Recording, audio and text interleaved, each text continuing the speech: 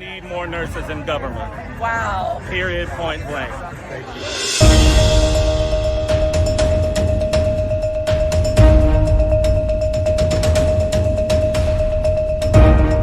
Hello and welcome to the Mighty Media TV News Update. I'm Robert Ashley. Now don't forget to check us out on our social media platforms of YouTube, Instagram, and Facebook. You can check out the Mighty Media TV network also on Roku, Fire TV, Apple TV, as well as Amazon TV. Our top story: 6 days after Hurricane Ian left parts of southwest Florida in ruins, search and rescue teams are now going door to door looking for survivors. At last report, at least 101 people in Florida were killed, and more than 1,900 have been rescued, that according to state officials.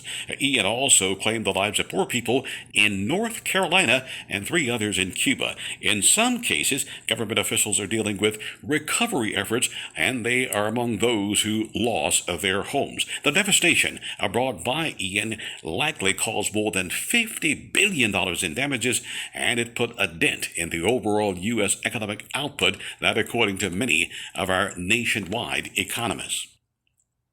Well, Japan urged residents to take cover today after North Korea fired a ballistic missile without warning over the country for the first time in 5 years. Experts say the highly provocative and potentially dangerous act by the Kim Jong-un regime represents a major escalation in its weapon testing program. The missile traveled over northern Japan, and it is believed to have landed in the Pacific Ocean. While no damage was reported, the unannounced missile launch triggered a rare J alert, a system designed to inform the public of emergencies and threats. Now, in such J emergency alerts, the alerts were sent out via sirens through radio stations and individual smartphones. Now, the Japanese Prime Minister Fumio Kishida strongly condemned the launch as outrageous.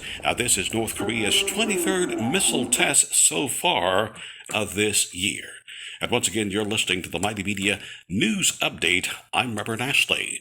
With fewer international destinations testing for or reporting COVID-19 cases, the Centers for Disease Control has announced it will no longer maintain a country-by-country list of travel advisories related to the coronavirus. Instead, the Centers for Disease Control will only post a notice for a country if there's a concerning variant or a situation that could change its travel recommendations.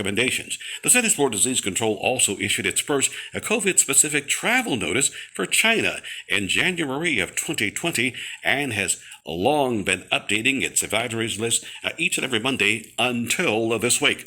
Now, the Centers for Disease Control recommends that regardless of your destination, international travelers should stay up to date on their COVID-19 vaccines and also take all the eligible booster shots, that according to the Centers for Disease Control.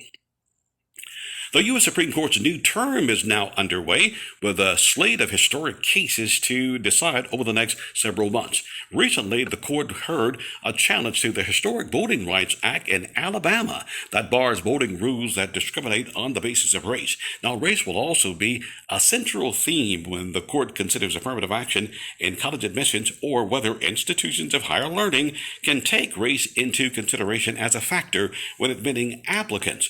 Also notable on the court's the newest member, Justice Ketanji Brown Jackson, who of course indeed took her seat for the oral arguments. Although Justice Jackson was administered her official oath last spring, her investiture ceremony sealed her position as the first Black woman on the Supreme Court this week.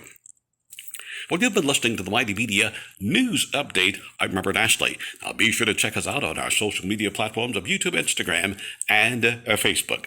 For the Mighty Media TV News Update, I'm Robert Ashley.